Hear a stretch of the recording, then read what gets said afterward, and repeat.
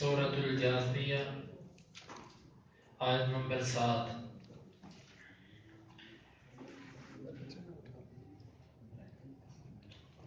اعوذ باللہ السمیع العلیم من الشیطان الرجیم من ہمزہ ونفخہ ونفثہ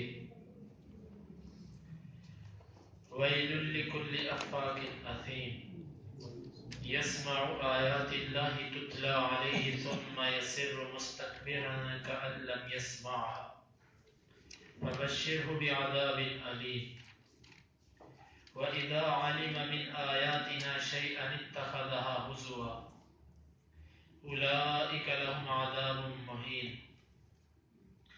من ورائهم جهنم ولا يغني عنهم ما كسبوا شيئا ولا ما اتخذوا من دون الله أولياء ولهم عذاب عظيم هذا هدى والذين كفروا بآيات ربهم لهم عذاب من رجز أليم۔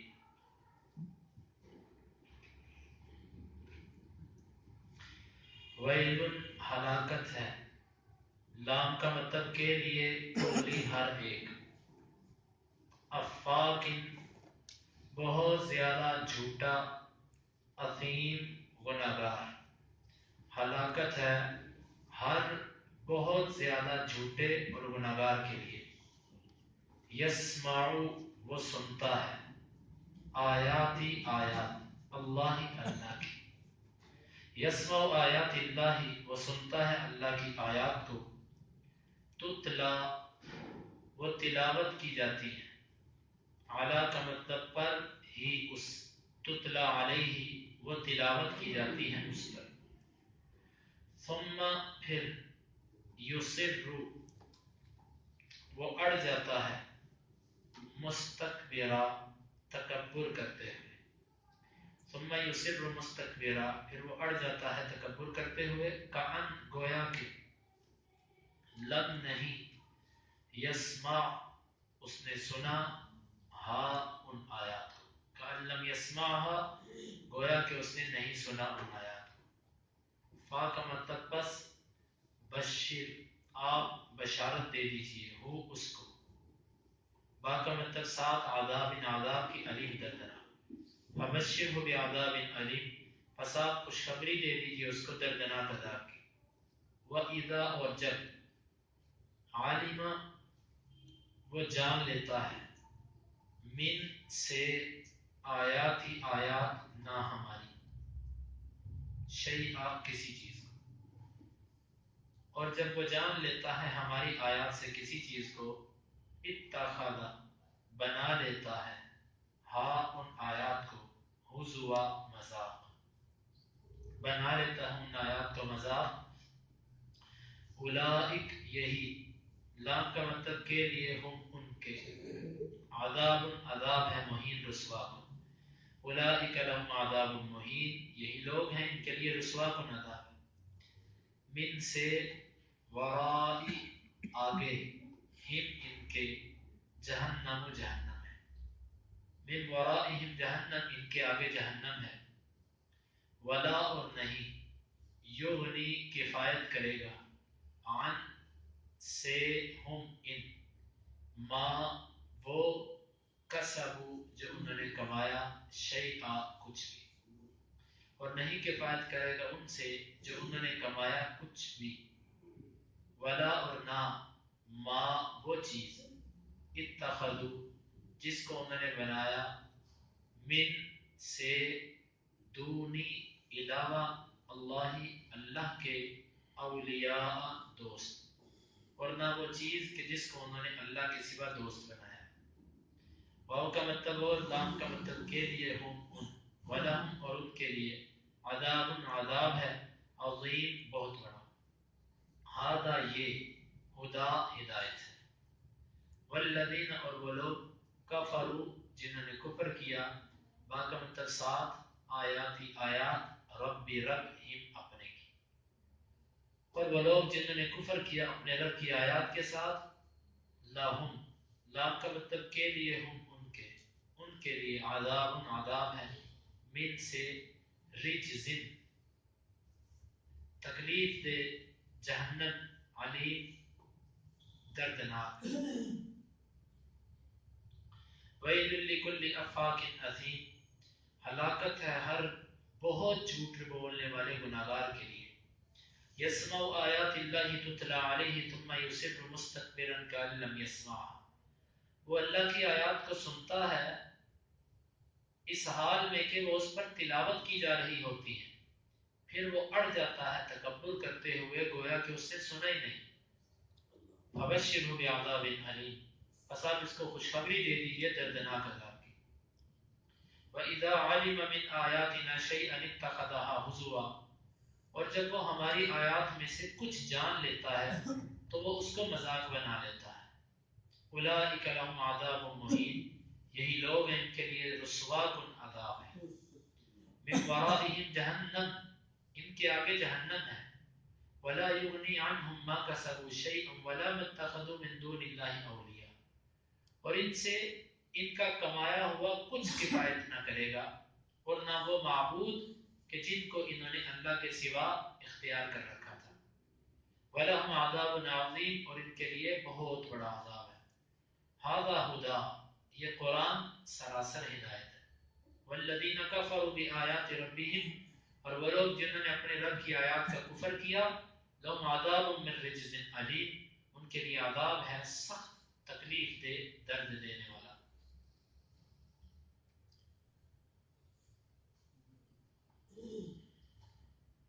ویل، یہ کلمہ عربی زبان میں ہلاکت کے معنی میں استعمال ہوتا ہے۔ بہت بڑی ہلاکت، بہت بڑی تباہی، بہت بڑی ناکامی۔ اللہ رب العزت یہ کلمہ بطور بد دعا بھی استعمال ہوتا ہے کہ ہلاکت ہو اس بندے کے لیے، اور خبر کے طور پر بھی استعمال ہوتا ہے کہ ہلاکت ہے اس بندے کے لیے۔ کسی کو بد دعا دینی ہو تو بھی یہ کلمہ استعمال ہوتا ہے۔ عربی زبان میں کہا جاتا ہے ویلکم، تیرے لیے ہلاکت ہو، اور خبر کے معنی میں بھی یہ لفظ ہوتا ہے ویل، ہلاکت ہے۔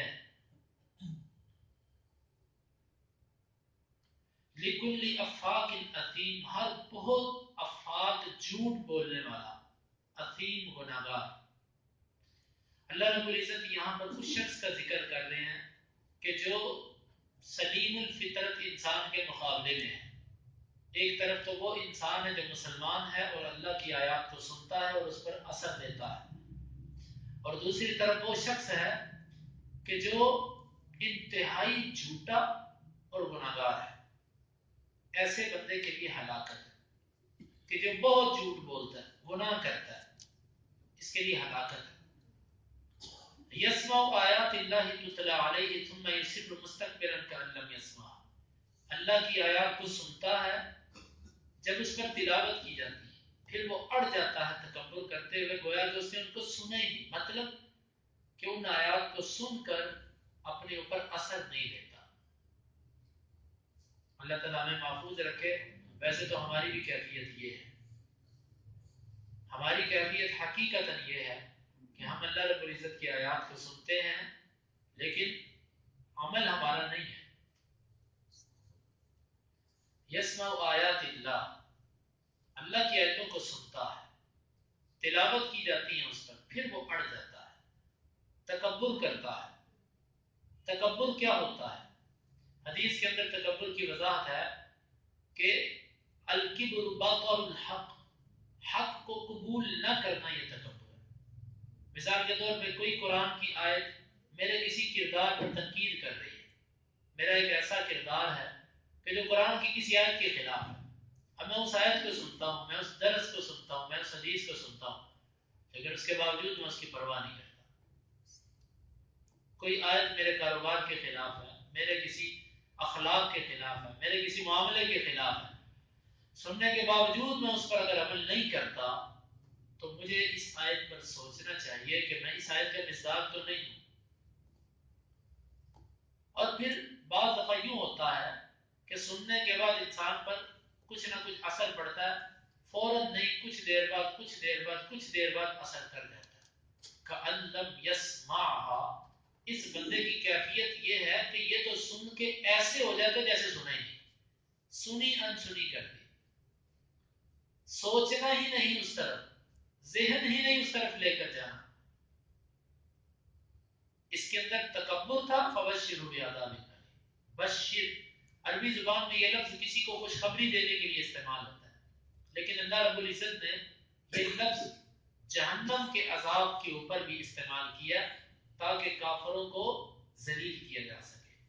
یہ حقارت کے لیے، ان کو ذلیل کرنے کے لیے، ان کو جو عذاب کی جو ان کے لیے وعید تھی اس کے لیے بشارت کا لفظ استعمال ہوا کہ ان کو خوشخبری دے دو دردناک عذاب کی، کہ وہ عذاب ہے ان کے لیے. اور وَإِذَا عَلِمَ مِنْ آيَاتِنَا شَيْئًا، پہلی تو بات یہ ہے کہ وہ آیتوں کو پڑھتا ہی نہیں، سنتا ہی نہیں، اس کا شوق ہی نہیں ہے، یہ اس کا شوق ہی کچھ اور ہے. لیکن اگر اللہ کی آیتوں کو پڑھ لے، جان لے، مثال کے طور پہ کبھی کسی نے مجبوراً پکڑ کے بٹھا دیا، یا کبھی مجبوراً کسی کی وجہ سے سننا پڑ گیا، پڑھنا پڑ گیا، یا کوئی مجبوری بن گئی، جاننے کے بعد کیا کرتا ہے؟ وہ اس کی کوئی نہ کوئی ایسی بات تلاش کرنے کی کوشش کرتا ہے کہ جس کا وہ مذاق اڑا سکے. کسی نہ کسی طریقے اللہ کے نبی کی حدیث، اللہ کے قرآن کو کوئی نہ کوئی ایسا نقطہ تلاش کرنے کی کوشش کرنا جو اس کی ناقص عقل کے خلاف ہو. لو جی یہ بات تو قرآن کی ٹھیک نہیں ہے، یہ بات تو حدیث کی ٹھیک نہیں ہے. آپ دیکھیں کہ ہمارے معاشرے میں ایسے لوگ موجود ہیں، ہمارے معاشرے میں ایسے لوگ موجود ہیں کہ جو اللہ کی آیتوں کے قریب بھی نہیں آتے، اور لیکن جب کبھی ان کے کانوں میں کوئی لفظ پڑ جائے تو کہیں گے جی میں تھوڑی سی اس کی وضاحت چاہتا ہوں. حقیقت کے اندر وہ وضاحت مقصود نہیں ہوتی، حقیقت کے اندر وہ دل میں تنگی ہوتی ہے جو اسلام کے دل میں پوری طرح داخل نہ ہونے کی وجہ سے پیدا ہو چکی ہے. وَإِذَا عَلِمَ مِنْ آيَاتِنَا شَيْئًا، یا اس کا یہ بھی معنی ہو سکتا ہے کہ وہ قرآنی آیات یا حدیث کو اپنی اصلاح کے لیے نہیں پڑھتا، بلکہ اپنے نظریے کو ثابت کرنا. مستشرقین کو دیکھ لیجئے، یہ لوگ قرآن پڑھتے ہیں، یہ لوگ حدیث کا مطالعہ بھی کرتے ہیں، غیر مسلم، ان کی مخصوص ٹیمیں ہیں، اس کا کام ہے قرآن کو پڑھنا، اس کی تفاسیر دیکھنا، حدیث کو پڑھنا، اس کی شروحات دیکھنا. لیکن وہ کس لیے دیکھتے ہیں؟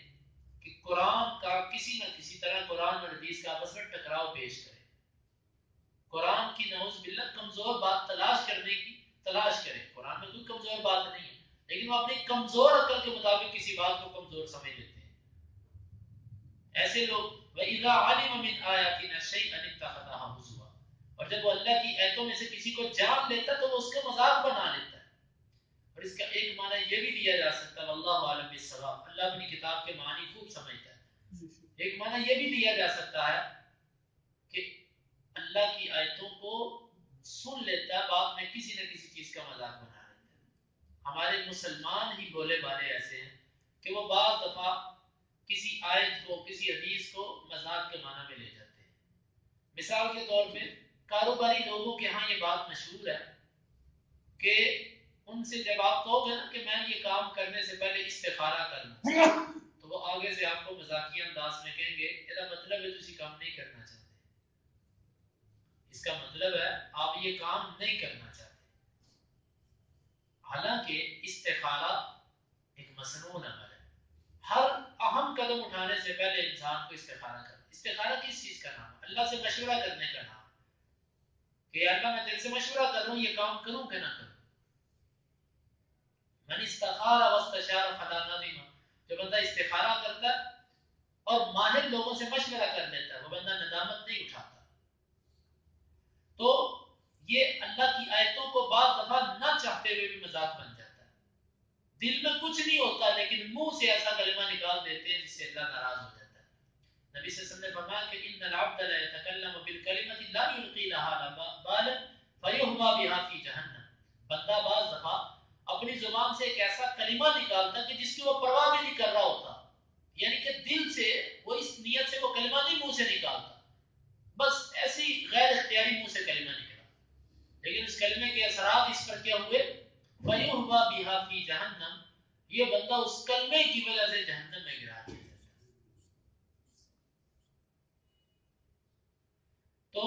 قرآنی آیات اور حدیث کو انتہائی محتاط رویے میں رکھنا چاہیے.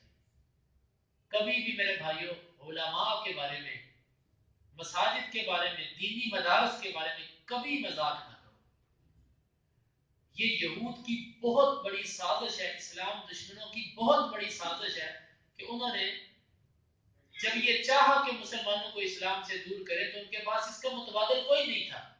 وہ قرآن کے خلاف بات کریں کہ سارے مسلمان کھڑے، ایک بنگی چرسی بھی کھڑا ہو جائے گا اس کے بارے میں کہ تم ہمارے قرآن کو غلط کہتے ہو. حدیث کے بارے میں وہ کچھ نہیں کر سکتے، اللہ اس کے رسول پر وہ بات نہیں کر سکتے. انہوں نے اس کا یہی طریقہ سوچا کہ اس وقت اس دین کے جو رکھوالے ہیں ان کی کردار خوشی کی جائے، ان کی پگڑیاں اچھالی جائیں، لوگوں کو کہا جائے کہ یہ تو ایسے ہیں، یہ ایسے ہیں، یہ ایسے ہیں، خود بخود ہی لوگ دین سے دور ہو جائیں. آپ دیکھ لیجئے آج ایسے ہی ہے، کوئی کسی کا بچہ مسجد میں آنا شروع کر دے، وہ جی آپ اپنے بچے کو مولوی بنا رہے ہیں، آپ اپنے بچے کو مسیطر بنانا چاہتے ہیں. یہ سازش ہے جس کو ہمارے سادہ لوگ مسلمان سمجھ نہیں پا رہے. تو یہ آیتوں کے ساتھ مذاق کی ایک صورت ہے کہ اہل علم کے ساتھ مذاق اور مساجد کے ساتھ مذاق، مدارس کے ساتھ مذاق، ان کو دہشت گردی کے اڈے کہنا یا ان کو جہالت کی یونیورسٹیاں کہنا، اللہ کی قسم یہ اتنے بدبودار کلمے ہیں کہ ان کو کہنے والا بندہ اللہ کو جواب دے. یہ تو قیامت کے دن پتہ چلے گا کہ یہ کلمات استعمال کرنے والے کا اگر اس نے توبہ نہ کی تو اس کا حشر کیا ہوتا. تو یہ اللہ کی آیتوں کو وہ مذاق بناتا ہے. اولئک لہم عذاب مہین، اس کے لیے رسوا کر دینے والا عذاب ہے. یہ دنیا میں تکبر کرتا تھا، اللہ اس کو آخرت میں رسوا کرے گا. من ورائہم جہنم، ورا عربی زبان میں ورا کا لفظ آگے اور پیچھے دونوں کے لیے بولا جاتا ہے. کوئی چیز سامنے ہو اس کو بھی ورا کہتے ہیں، کوئی چیز پیچھے اس کو بھی ورا کہتے ہیں. یہاں پر یہی معنی ہے آگے. ان کے آگے جہنم ہے اور جو انہوں نے کمایا وہ ان کو کسی کام نہیں آ سکے گا، یعنی ان کا مال. انسان اپنی چند چیزوں کی وجہ سے آخرت سے دور ہوتا ہے. جس بندے کے پاس 4 پیسے آ جاتے ہیں وہ دور ہو جاتا ہے دین سے، اور جس کو اولاد زیادہ مل جاتی ہے وہ بھی اپنی اولاد پر فخر کرتا ہے. اولاد بھی انسان کا کسب ہوتا ہے اور اس کا مال بھی اس کا کسب ہے. فرمایا اس کا جو کسب ہے وہ اس کے کچھ کام نہیں آئے گا، نہ اس کی اولاد اور نہ اس کا کمایا ہوا مال. اور تیسری چیز جس پر وہ گمنڈ کرتا ہے، میں تو فلاں سرکار کا مرید، میں تو فلاں بابا جی کے ہاتھ پر بیعت ہوں، وہ مجھے بچا لیں گے.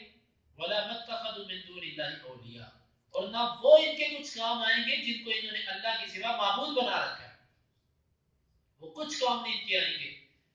وَلَهُمْ عَذَابٌ عَظِيمٌ، اور ان کے لیے بہت بڑا عذاب ہے. هَذَا هُدًى، یہ قرآن سراسر ہدایت ہے. ہدایت اس کتاب کے اندر ہے. وَالَّذِينَ كَفَرُوا بِآيَاتِ رَبِّهِمْ لَهُمْ عَذَابٌ مِّن رِجْزٍ أَلِيمٌ، اور وہ لوگ جنہوں نے اللہ کی آیتوں کا کفر کیا. اللہ کی آیتوں کا کفر 2 طریقوں سے ہوتا ہے. ایک عقیدتاً کفر، اعتقادی کفر. اعتقادی کفر کا مطلب ہوتا ہے کہ دل میں اللہ کی آیتوں کا کفر پڑا ہوا. دوسرا ہوتا ہے عملی کفر، کہ دل میں تو کہتا ہے کہ نہیں، تکذیب نہیں کرتا، لیکن عملی کفر ہے. اس عملی کفر سے بندہ کافر نہیں ہوتا. اس عملی کفر میں ہم بھی مبتلا ہیں. ہم بھی اللہ رب العزت کی آیات کا عملاً کفر کرتے ہیں، یعنی کہ ان پر عمل نہیں کرتے. تو یہ جو بھی کفر میں ہوگا وہ عقیدتاً کافر ہوگا تو وہ ہمیشہ ہمیشہ جہنم ہے. اگر عملی کافر ہے تو یہ اللہ تعالیٰ کی مشیت کے تحت ہے. اللہ تعالیٰ چاہے تو اس کو جہنم میں ڈال دے، چاہے تو اس کو معاف کر کے جنت میں بھیج دے، اس کی مرضی ہے. سزا اس کی یہی ہے کہ وہ جہنم میں جائے، لیکن اللہ مرضی کا مالک ہے. ہمارا یہ عقیدہ ہے گناہگار مسلمانوں کے بارے میں کہ جو بھی گناہگار مسلمان ہے یہ اللہ کی مرضی کے تحت ہے. اللہ تعالیٰ چاہے تو اسی لیے کسی بندے کو کبھی بھی گناہ کرتے ہوئے دیکھے تو اس کو یہ نہیں کہنا چاہیے تو جہنمی ہے پکا. یہ کلمات نہیں بولنے چاہیے. اللہ کی مرضی ہے، وہ جس کو چاہے. ہاں، شرک کو اللہ تعالیٰ معاف نہیں کرے گا، شرک کو اللہ تعالیٰ معاف نہیں کرے گا، لیکن کبھی کسی گناہگار مسلمان کو حقارت کی نظر سے، نفرت کی نظر سے، اور اس کو ایسے کلمات نہیں بولنے چاہیے کہ تو پکا ہی جہنمی ہے، تو جائے گا جہنم میں. والذین کفروا بآیات ربہم لہم عذاب من رجز علیم، ان کے لیے بڑا دردناک بڑا تکلیف دہ عذاب ہے۔ تو ان آیات میں ہمارے لیے سبق یہ ہے کہ جھوٹا آدمی اور گناہگار آدمی اللہ نے فرمایا کہ اس کے لیے ہلاک ہے۔ جھوٹ کی عادت سے اپنے آپ کو بچانے کی کوشش کرنی چاہیے، اور گناہ اللہ تعالیٰ سے ہر وقت دعا کرنی چاہیے کہ اللہ تعالیٰ میں گناہوں سے محفوظ رکھے۔ اور تیسرا سبق یہ ہے کہ اللہ کی آیات کو سن کر انسنا کر دینا یہ مسلمانوں کا عمل نہیں ہے۔ ہم ہیں مسلمان، لیکن ہماری بعض عادات ایسی ہیں جو غیر مسلموں والی ہیں۔ اس سے ہم غیر مسلم نہیں ہوئے، لیکن کچھ عادات ایسی ہیں جو غیر مسلموں والی ہیں۔ ان میں سے یہ بھی ہے کہ اللہ کی آیات کو سن کر اپنے اوپر اثر نہ لینا، اپنے آپ کو نہ بدلنا، یہ بھی ایک ایسی صورت۔ اور چوتھا سبق ہمارے لیے ان آیات میں یہ ہے، کبھی بھی اللہ کی آیات کو، نبی صلی اللہ علیہ وسلم کے فرامین کو اور اسلامی شعائر جتنی بھی ہیں اور ایسی ویڈیوز دیکھنا، ایسی فلمیں دیکھنا، ایسے ڈرامے دیکھنا جن میں آج کل میڈیا پر کچھ ایسے بھی دبے لفظوں میں اسلام پر وار کیے جا رہے ہیں کہ جن کو عام بندہ نہیں سمجھ پاتا۔ در حقیقت وہ اسلام سے لوگوں کو دور کرنے کی ایک سازش ہے بہت بڑی۔ کھلے طریقے سے وہ نہیں کر سکتے، وہ ایسے دبے طریقے سے کر رہے ہیں کہ جس کو عام بندہ نہیں سمجھ پا رہا۔ تو ایسی مجلسوں میں بیٹھنا، ایسی مذاق کو، ایسی چیزوں کو دیکھنا بھی گناہ ہے۔ دیکھنے والا اور پھر اس پر مسکرانے والا، خوش ہونے والا بندہ اس میں شریک ہے۔ تو آگے اللہ رب العزت نے فرمایا کہ ھذا ھدی، یہ کتاب سراسر ہدایت ہے۔ جو ہدایت چاہتا ہے وہ اس کتاب سے طلب کرے۔ اللہ تعالیٰ سے دعا ہے کہ اللہ تعالیٰ کتاب و سنت کو سمجھنے کی، اس پر عمل کی توفیق عطا فرمائے۔ وَيْلٌ لِكُلِّ أَفَّاكٍ أَثِيمٍ، ہلاکت ہے ہر بہت جھوٹ بولنے والے گناہگار کے لیے۔ یسمع آیات اللہ، وہ سنتا ہے اللہ کی آیات کو، تتلا علیہ، وہ تلاوت کی جاتی ہیں اس پر، ثم یصر مستکبرا، پھر وہ اڑ جاتا ہے تکبر کرتے ہوئے، کأن لم یسمعها، گویا کہ اس نے نہیں سنا ان کو، فبشرہ بعذاب علیم، بس آپ اس کو خوشخبری دے دیجئے دردناک عذاب کی۔ وَإِذَا عَلِمَ مِنْ آيَاتِنَا شَيْئًا، اور جب وہ جان لیتا ہے ہماری آیات میں سے کچھ، اتخذها ہزوا، وہ بنا لیتا ہے ان کو مذاق، اولئک لهم عذاب مہین، یہی لوگ ان کے لیے رسوا کن عذاب ہے، من ورائہم جہنم، ان کے آگے جہنم ہے، ولا یغنی عنہم، وہ نہیں کفایت کرے گی ان سے، ما کسبوا شیئا، جو انہوں نے کمایا کچھ بھی، ولا متخذوا، اور نہ وہ چیز جس کو انہوں نے بنایا، من دون اللہ اولیاء، اللہ کے سوا مددگار، ولہم عذاب عظیم، اور ان کے لیے بہت بڑا عذاب ہے۔ ھذا ھدی، یہ ہدایت ہے، والذین کفروا، اور وہ لوگ جنہوں نے کفر کیا، بآیات ربہم، اپنے رب کی آیات کا، لہم عذاب من رجز علیم، ان کے لیے عذاب ہے دردناک، ان کے لیے عذاب ہے دردناک عذاب سے۔ اللهم انفعنا بما علمتنا وعلمنا ما ينفعنا وزدنا علما، اللهم اقسم لنا من خشيتك ما تحول به بيننا وبين معصيتك، ومن طاعتك ما تبلغنا به جنتك، ومن اليقين ما تهون به علينا مصائب الدنيا، متعنا اللهم بأسماعنا وأبصارنا وقواتنا أبدا ما أحييتنا واجعله الوارث منا واجعل ثأرنا على من ظلمنا ولا تجعل مصيبتنا في ديننا ولا تجعل الدنيا أكبر همنا ولا مبلغ علمنا ولا تسلط علينا من لا يرحمنا وآخر دعوانا